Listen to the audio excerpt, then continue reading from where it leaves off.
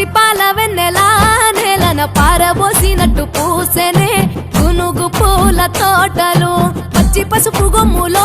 పసుపు తీసి రాసినట్టుగా పూచె తంగెడు కొమ్మలు వేల